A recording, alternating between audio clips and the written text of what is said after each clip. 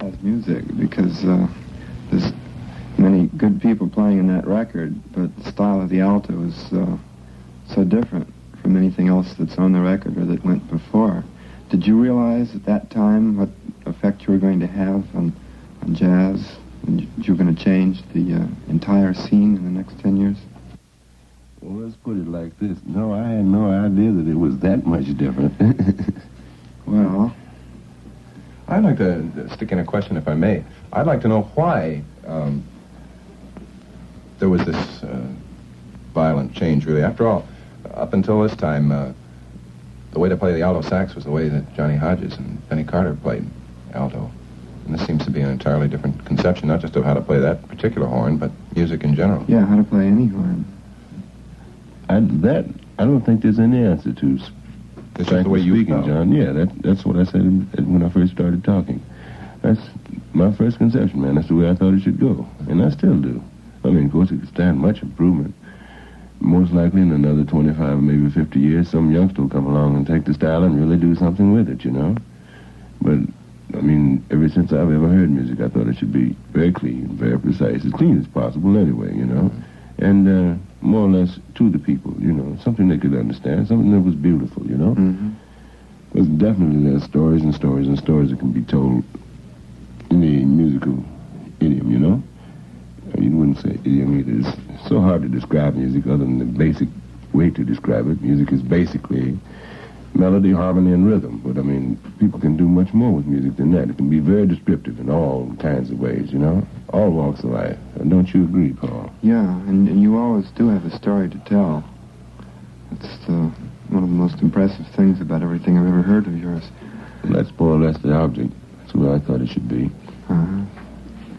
Another thing that's been a major factor in your playing is this fantastic technique that nobody's quite equaled. And I always wondered about that, too, whether there was, whether that came behind practicing or whether that was just from playing, whether it evolved gradually. Well, you make it so hard for me to answer, you know, because I can't see where there's anything fantastic about it at all. I put quite a bit of study into the horn, that's true. Uh-huh. In fact, the neighbors threatened to ask my mother to move once when I was living out west. I mean, they said I was driving them crazy with the horn. I used to put in at least from 11 to 15 hours a day. Yeah, that's what I wondered. Well, that's true, yes. I did that for over a period of 3 or 4 years. Oh. Yeah. I guess that's the answer. Well, that's the facts anyway. Yeah. I heard a record of yours a couple of months ago that somehow I've missed up to date, and I heard about a 2-bar quote from the Close A book. It was like an echo from home. Oh. Yeah. Well, it was all done with books, you know.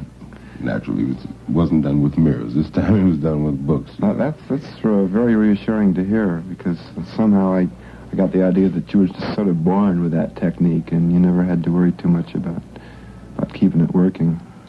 You know, I'm very glad that he's bringing out this point, because I think a lot of young musicians tend to think that, Yeah, they do. They just that it go isn't out, necessary to do this. go out and make those sessions and live the life, but they don't put in that 11 hours a day with any of the books. Oh, definitely. Study is absolutely necessary in all forms. It's just like any talent that's born within somebody. It's just like a good pair of shoes when you put a shine on it, you know? Like schooling brings out the polish, you know, of any talent that happens anywhere in the world. Einstein had schooling, but he has a definite genius, you know, within itself. Schooling is one of the most wonderful things there's ever been, you know? I'm glad to hear you say this. That's absolutely right. Yeah. Well? How about another record? Yeah. Which one should we take this time? Want to skip a little while?